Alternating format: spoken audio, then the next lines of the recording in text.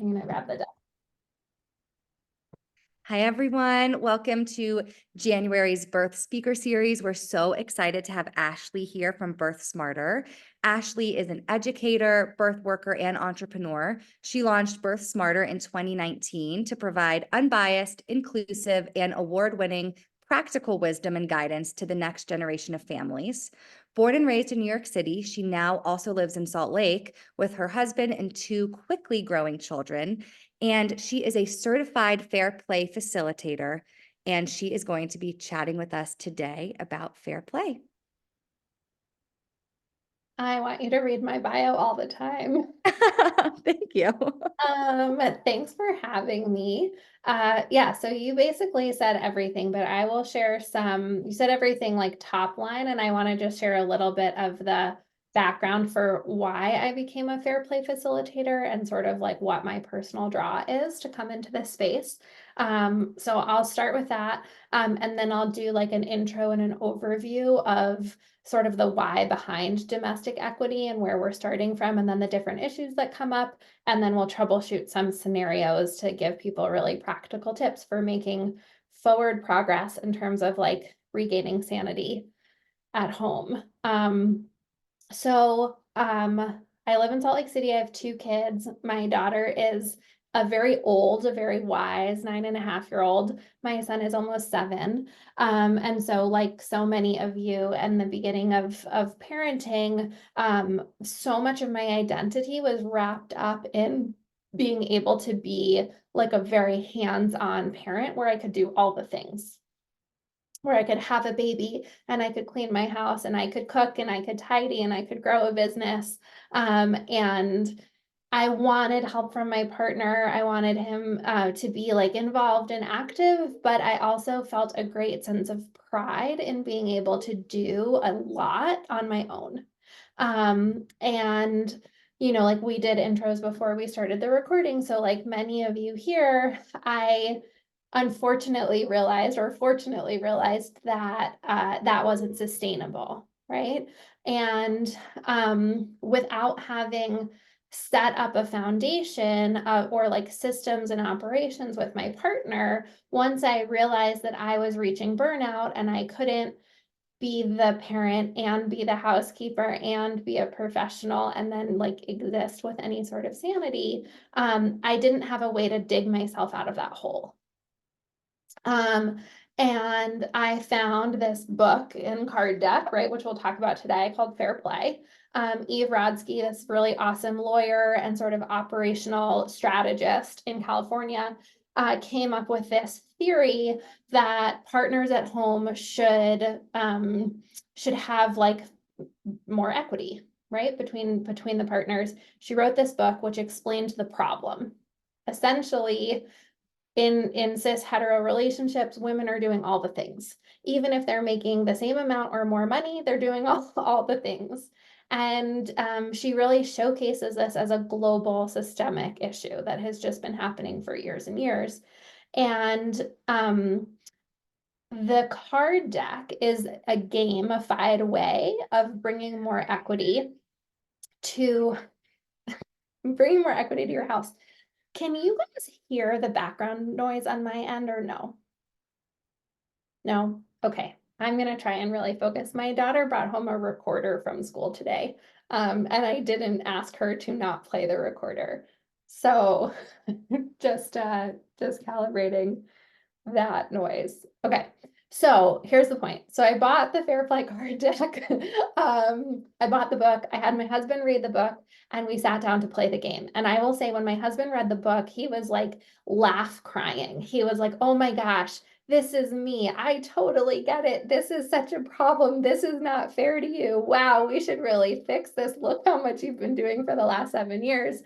And then when we tried to play the game, we fought so much. I mean, it kicked up some like real stuff for us where we realized we just like we're not seeing eye to eye. And it was really unfortunate because the potential we had for coming together was being like thwarted by the emotions and the resentment that had built up. And we didn't have the skills that we needed together, just like I didn't have the skills that I needed on my own to make progress. We didn't have the skills that we needed together to sort of say, hey, here's the damage that's been done, and here's the roadmap for moving forward. Even with the card deck and like the materials that Fair Play provided.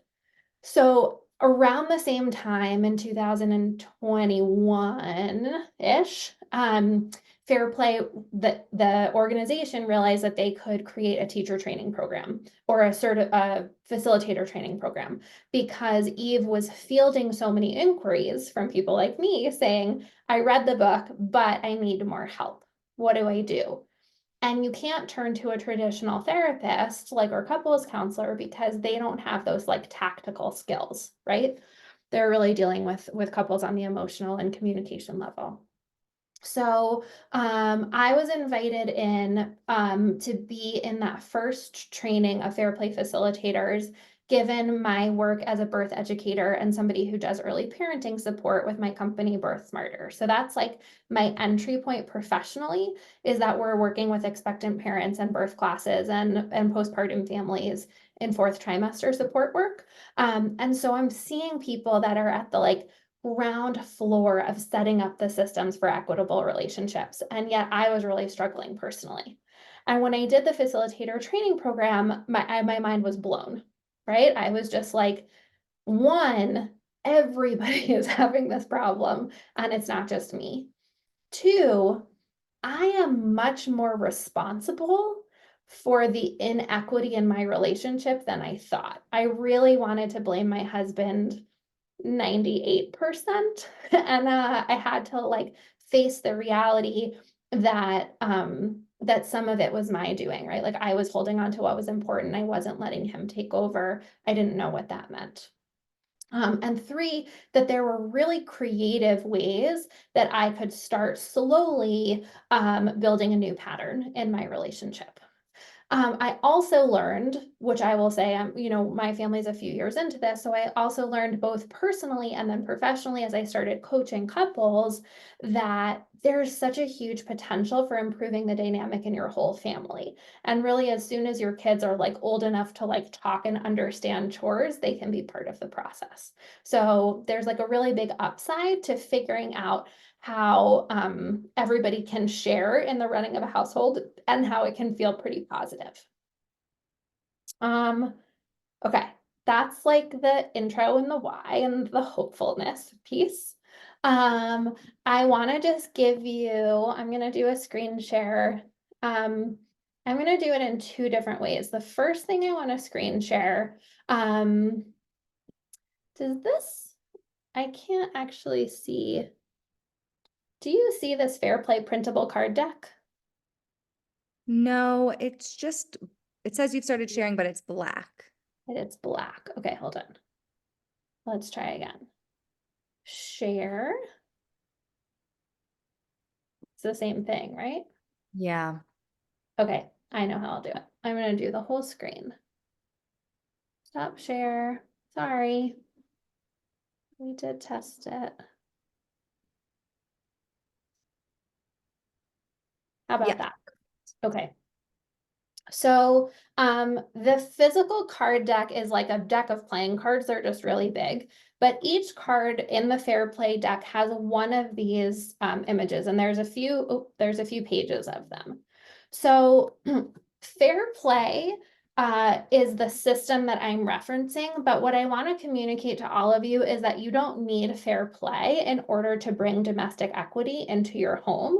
Really, like what the bigger idea is in terms of like, are the dishes holding you back? How do we address the discrepancies between like who's holding all these cards and the mental load, is starting to be really intentional and explicit about who's doing what and why and how at home.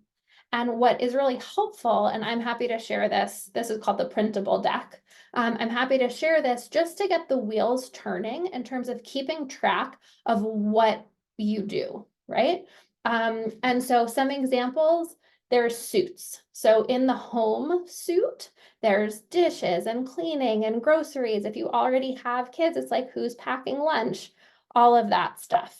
You can also look at tasks that happen when you're out, right? So are there extracurricular activities? Who's running the errands of doing returns to different stores?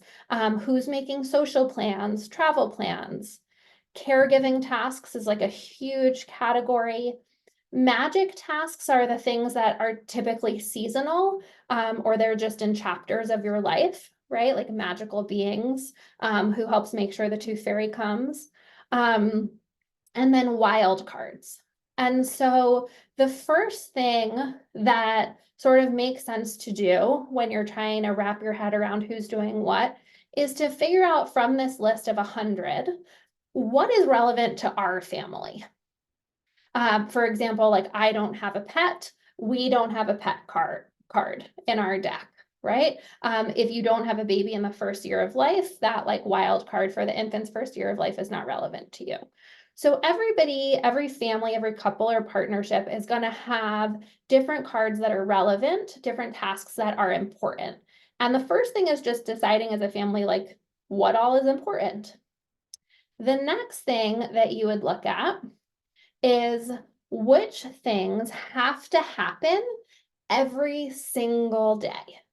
So on this printable deck, right, some of these cards or squares have a coffee cup on them.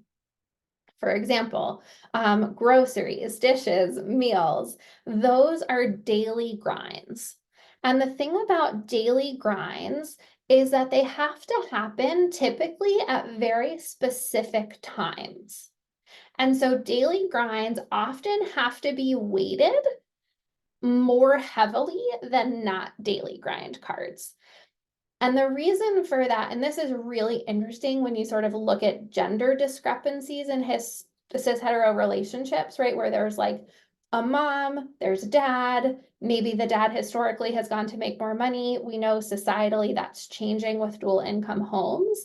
But one of the issues when we talk about women at work and earning potential is that if women are the ones who are doing these caretaking daily grind tasks, they have so much less flexibility in their professional schedules.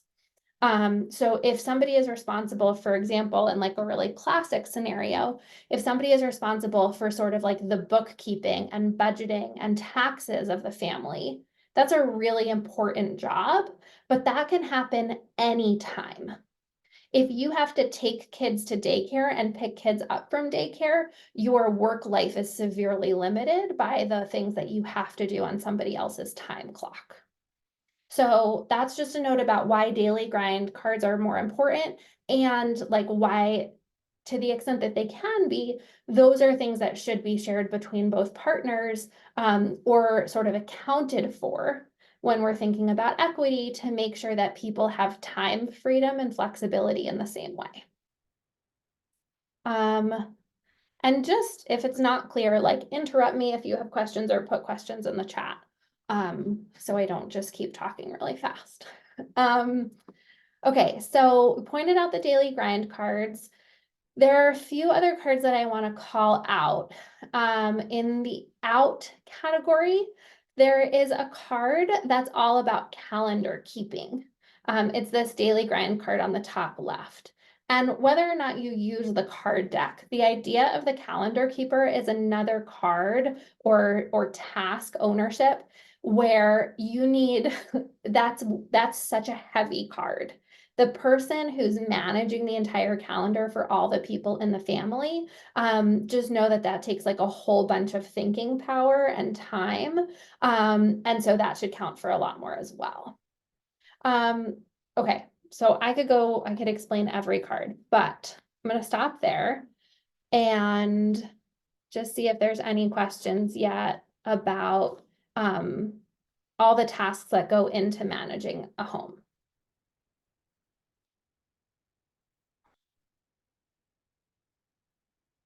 Okay. So the next thing I want to explain, I'm going to do another screen share, but this one's going to work more easily. I hope that it didn't work. Why? Why not? Screen share. I'm so sorry, guys. I feel like it's so validating seeing so many things on the card that I'm sure all of us have spoken out loud that takes a lot of mental and physical energy. But it's still really nice to hear, to see it, that it's true. Yeah, yeah, absolutely. I think that again, I said this earlier, but I think one of the most important parts of this project or undertaking is making the invisible visible.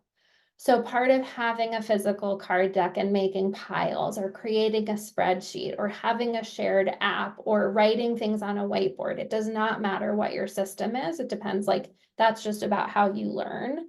But I don't know, 50% of or more of the work is just making the things that are in your head, the things that you're keeping track of, making that explicit for the whole family.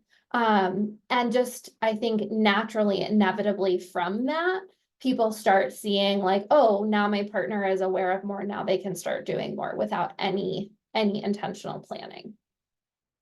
Okay, so this slide comes from Fair Play directly and is a really, really interesting one. People usually have like thoughts or questions about it, but essentially, if you thought about yourself in a professional setting, or your partner's in a professional setting, the question is, who would you hire? So it could be the person that's saying, hi, what should I be working on today? Somebody who says, I took some initiative on this project, but I don't know if someone was already working on it. Someone who says, I think I'll just sit quietly and wait to see if someone gives me work. Or someone who says, hey, can we discuss goals, roles, and responsibilities so I can hit the ground running? If you want to engage, you can put your suggestion in the chat box. And for folks on the recording, right? I think it's like pretty obvious to everybody that if you were managing a team, we would want to hire person D, right? We want to hire the person who is like really eager, but wants to make sure they understand what the point is of the work that they're doing. And one of the big things when we think about this level of equity is just noticing that a lot of the problem is nobody's fault. We've just been handed, patterns from our parents, patterns from a society built on inequity that no longer hold up, right? There was a time where one person could go make money out of the house, one person stayed at home. And that made more sense, not total sense, but more sense than it does today. But today we really have dual income homes, or we have like two people who want to be more equitable partners and they don't know how to do it. But if we were managing a team, like we understand this mindset. And this is also if you have a partner who is reticent to organize their home, if you have this sort of conversation with them, it usually hits home in a really interesting way. So, given that we want to bring clarity and organization to who's doing what and why, there are these sort of two elements of how you more equitably and intentionally divide the labor. We're going to talk about the MSC, which is the minimum standard of care, and the CPE, which on the right triangle is upside down, right? But it's important that way, is conception, planning, and execution of a task. So let's see. I'm gonna start with the example of doing the dishes, but if anybody who's watching wants to put a scenario or a sort of chore or card into the chat box that is particularly sticky for you because you want to hear me talk it out, like I'll watch that to see. But if we start with doing the dishes, we can think about what having a minimum standard of care and what the conception, planning, and execution looks like.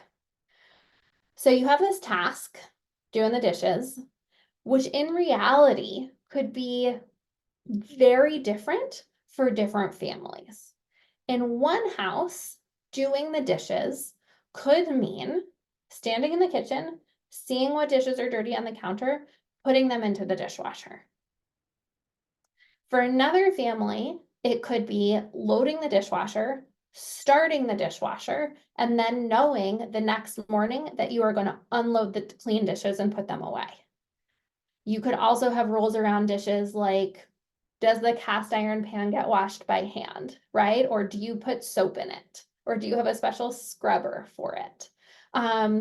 Does doing the dishes include wiping down the counters?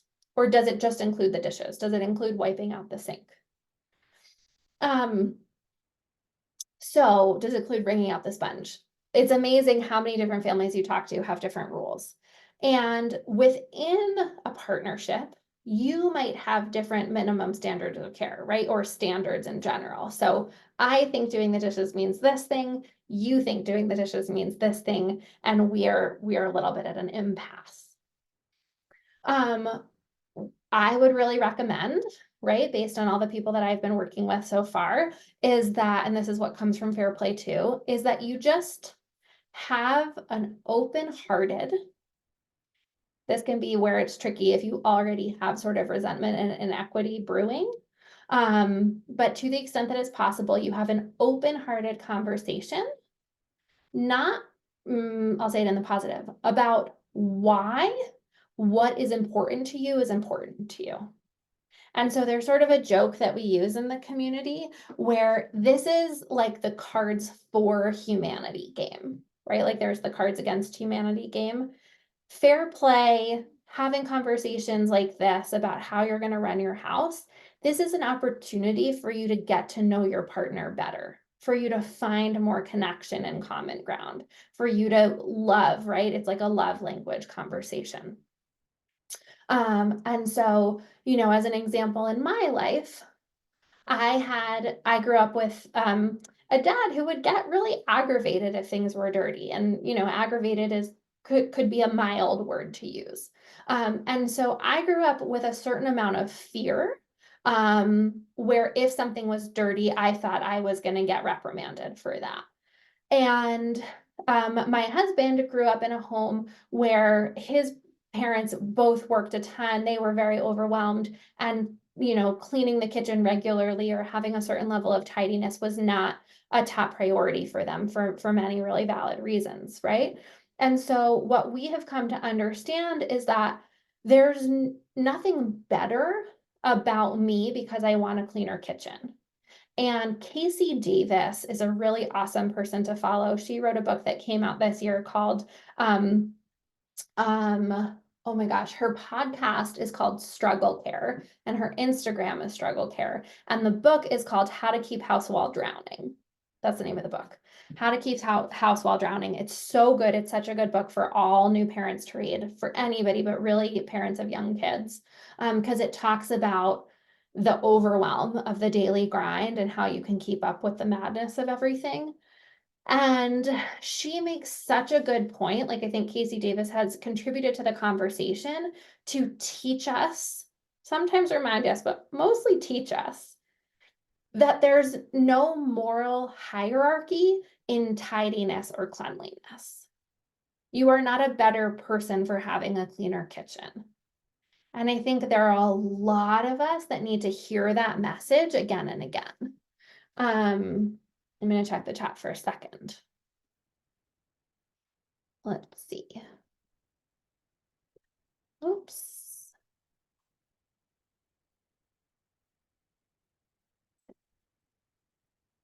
Oh, cool. You put it in. Great. Follow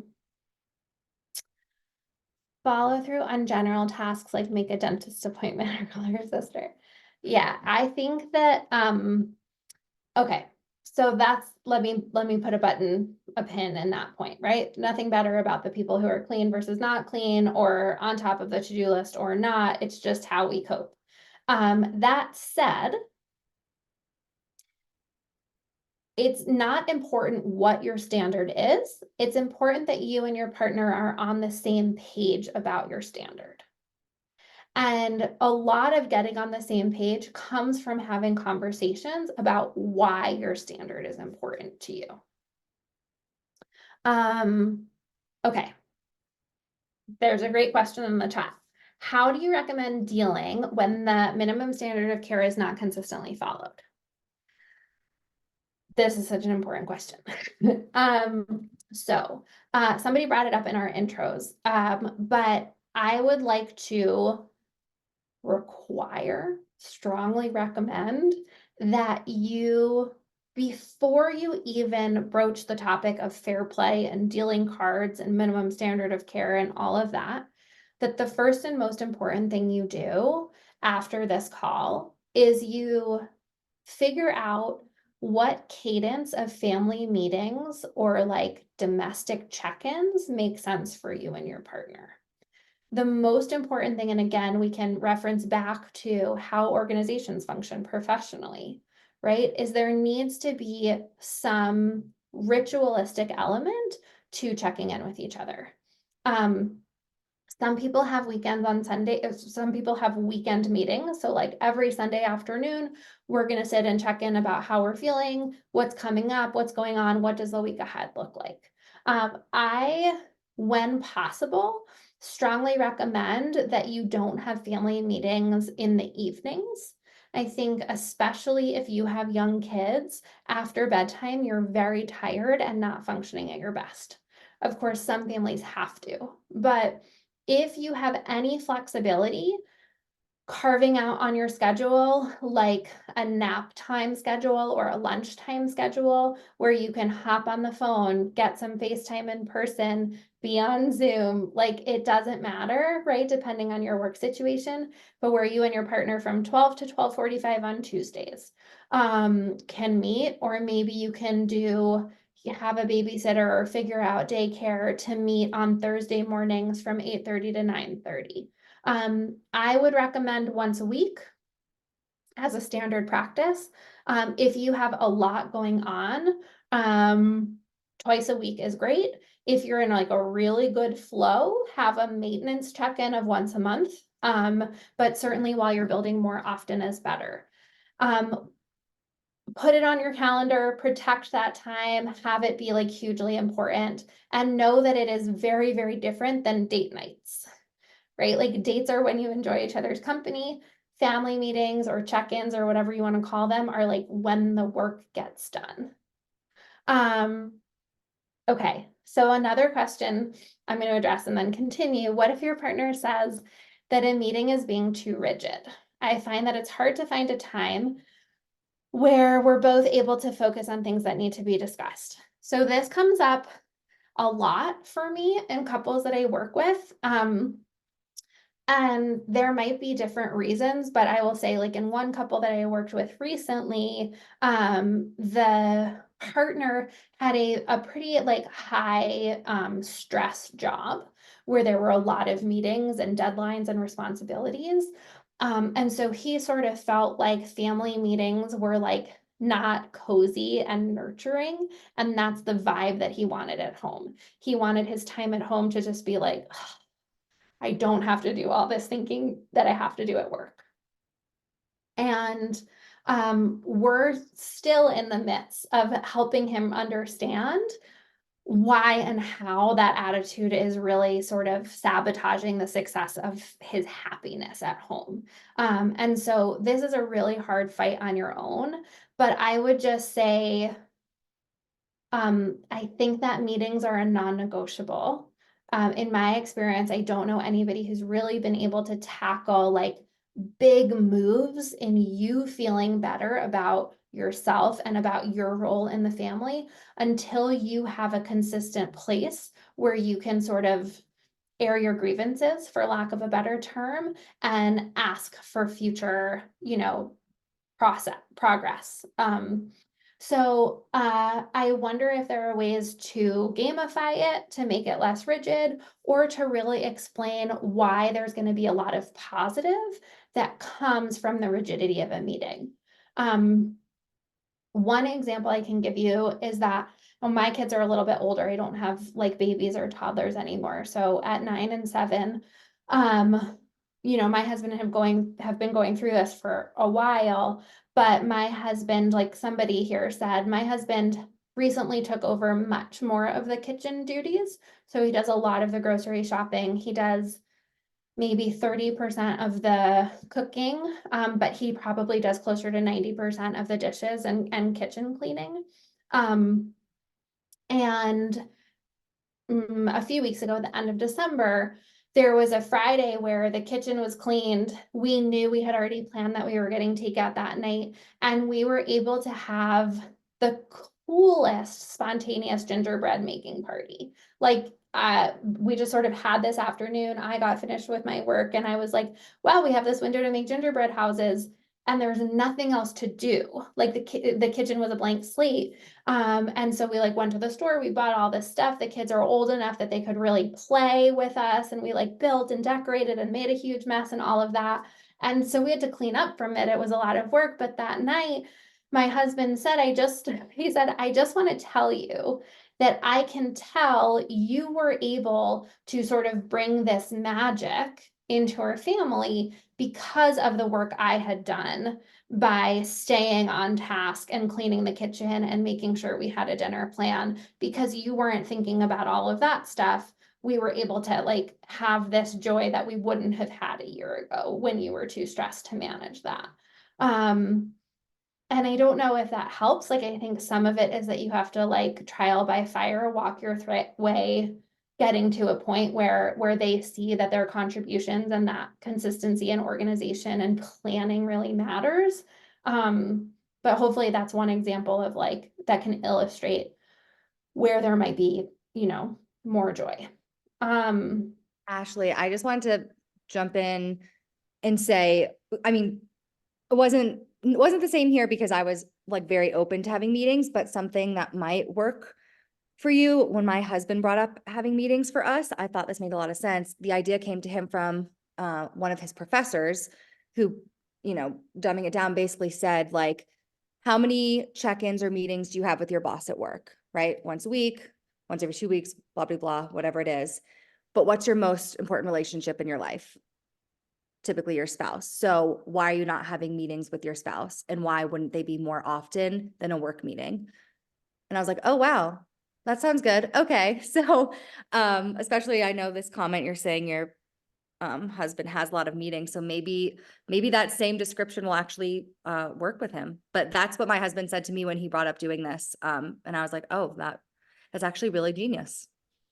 Yeah, there's another book I'm gonna put in the chat. It's called Getting More, by Stuart Diamond. And this is a book I read very, very early in my professional life. It's a negotiation book, like it's a straight business negotiation book. It has nothing to do with marriages or the mental load or domestic equity.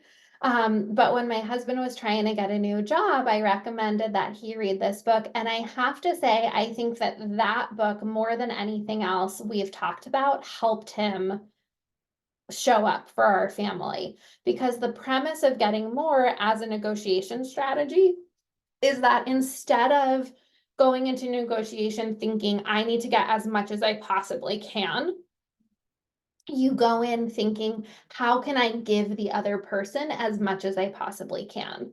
And when you give the other person as much as they need and want, you wind up getting more for yourself. And so, part of what we think about with fair play, and this is where I can get into more of the fact that for a lot of us, like for women especially, we might be the ones holding ourselves back. When we get into fair play, the idea is just one, recognizing that parents across the board are overwhelmed. Everybody is maxed out, right? Um, yeah, it's true that probably a lot of you are doing way more than your partners, thinking about more, managing more baby stuff, right? But everybody feels like they're hitting burnout and like they want more time to themselves. What fair play gives us is, with organization, with being intentional about who's doing what and why, one of the real positives that you can see is that you can have more protected time for the things that really matter to you. And so, part of that is what in fair play is called the happiness trio. And it's made up of 3 cards that you have and your partner has. So you each have these. It's adult friendships, self-care, and what's called unicorn space, which is the pursuit of a creative endeavor, like doing something that makes you happy because it makes you happy, not as a job. And so often, right, by the time my husband and I hit this conversation of, hey, we need to clean this up, how this is working, neither of us really had adult friendships or unicorn space, and I barely had self-care practices. And so we were able to say, wow, like that needs to be more important. And so the question for me was, how do I get to leave for a few hours at a time to go do something for myself? Oh, well, you have to know how to watch the kids and clean the house and cook food and clean up in a way that's respectful so that I'm not leaving to go do these activities and coming home and cleaning up all your messes. And in turn, you get to go do these things. And when you come home, I will have things under control. So some of it comes from seeing that sort of level of respect and equity in terms of how we get to be people in the world, given the overwhelming chapter that we're all in. Thoughts or questions? Anybody want to share in the chat or unmute?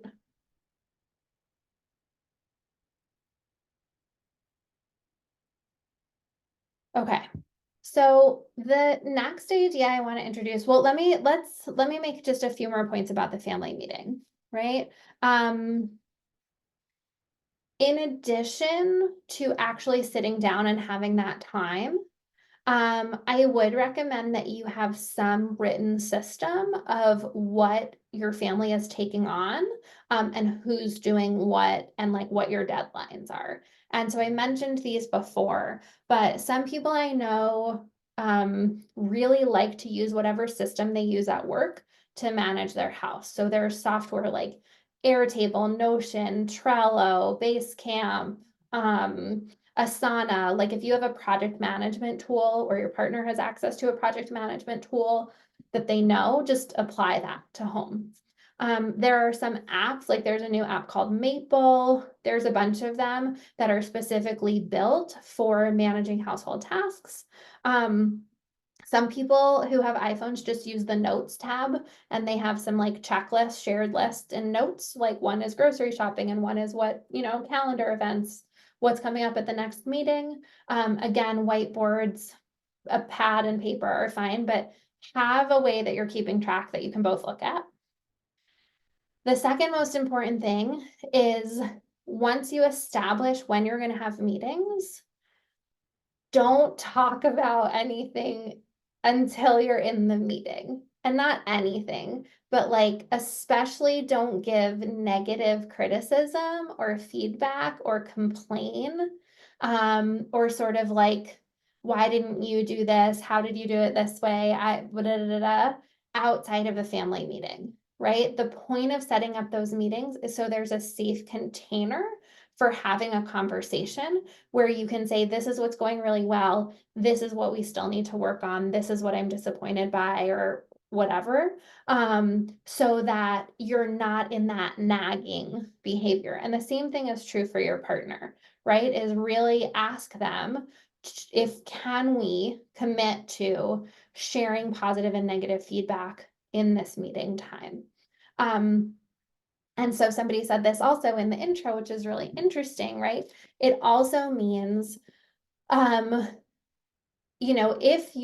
example, if your partner is going to take on more food prep and your minimum standard of care is that you put calories on the table.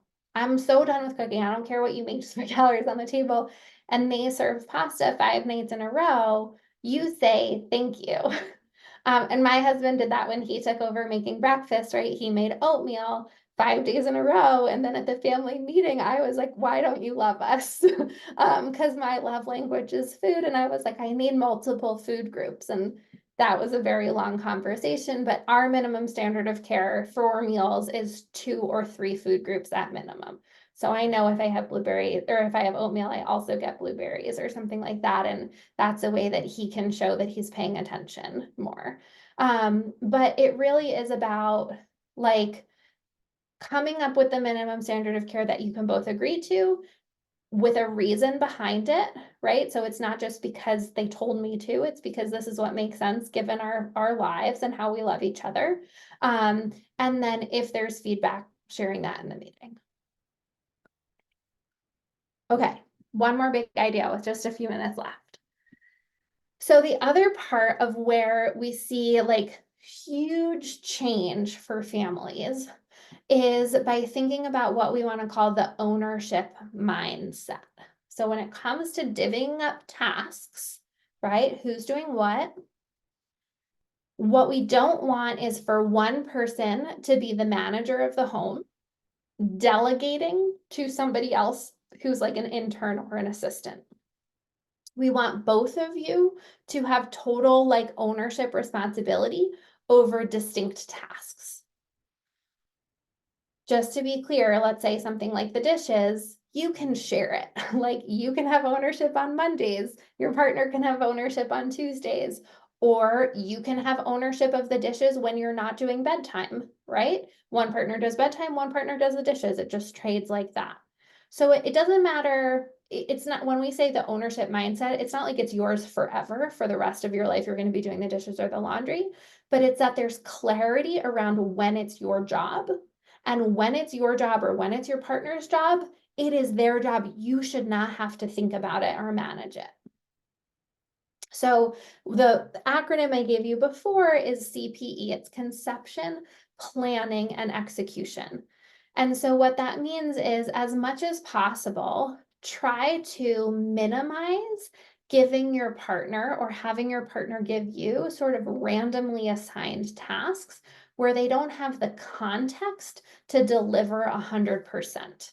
And I don't know if somebody can share in the chat or unmute if any of you have been in a situation like that recently where you've asked your partner or your partner has asked you to do a thing and then that thing gets done wrong and you're like, why did that thing get done wrong? And it's because they didn't understand the full picture. This happens like with birthday parties a lot, right? Like, hey, can you go pick up a cake or whatever? And they get a carrot cake and you needed a chocolate cake and there was just some sort of miscommunication or they didn't have all the information about who it was for, whatever. And so the goal with the family meetings is that you're looking ahead at what needs to get done, and the person who's going to be responsible for that whole task is like, okay, let me think about it. What are the moving pieces? Let me get your feedback, your input. That's part of the planning phase, just like it would be if it was a professional event or a party, is like, what does everybody think? Here's my proposal. What do you guys think? Great. Now it's my job to execute this task. And cleaning is a great example here because if somebody owns the cleaning card in your house, does not mean that you have to clean every single thing alone. It means it's your job to make sure the cleaning gets done. So asking for help, right? Hey, it's cleaning day. Can you help me by cleaning the bathroom? That's fine. Or, hey, I'm going to hire a cleaning person to come in once a week or once a month. That's also great. It's still a job to manage the outsourcing of a task, right? And so that's just it. It's still a job to manage the outsourcing of the task. It's still a job to get people to help you do something. The point of this whole conversation is like, I know how much you have in your brain, how much you're thinking about, and how much thinking and planning it takes to make sure a family's in a really good place so that you have the time and the mental space to be creative and be joyful. And so what we want to start doing is sharing how much of the thinking your partner gets to do alongside you. There's so much else to say, but that is a very good intro overview. So I just want to make sure we have time for some questions or scenarios or anything if anybody wants to put something in the chat or unmute. Okay, what do you recommend doing if your partner misses a task, forgets to put the trash out, and you know they're about to? Do you remind them or let them miss it, even if it means the trash doesn't go out? If your partner is on board, right? If you say, hey, can we try this for a month or 2 or 3, right? family meetings, we each have jobs. We check in at the family meetings. If they're like, yeah, okay, let's give it a shot, 100%, I would not remind them to take the trash out. Like, absolutely not. I would like tape my mouth shut, leave the room, go scream into a pillow.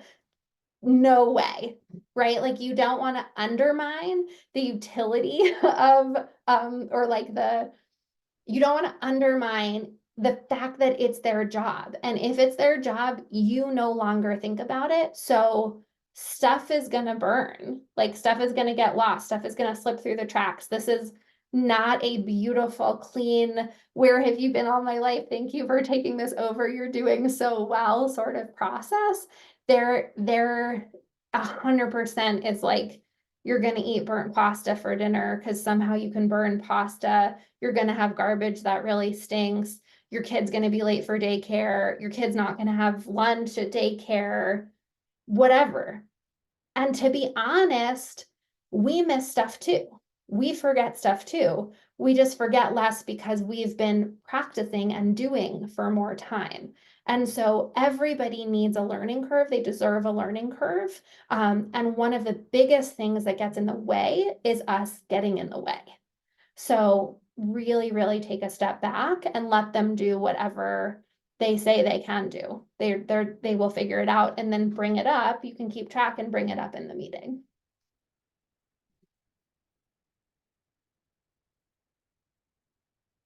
How that feels is a whole nother, how that feels is a whole nother like question and conversation. Yeah, it's really, really hard. But I will say, like different people shared in our intros, as someone personally, but also as someone who represents the person that never let it get to that point and just kept doing more and more and more, there will come a time where you really do hit burnout levels and you have to let your partner do whatever they're capable of doing because you just can't do anymore. And it is like my sincerest and deepest and very emotional wish that none of you get to that point, right? And like when we look at sort of the systemic data around these issues, we see moms and women who are their health is struggling. Like they have chronic health conditions that are clearly due to the amount of weight on their shoulders. And we can all prevent that or address that before it gets worse. And so it's like not to be overly dramatic, but these things like present real issues down the road.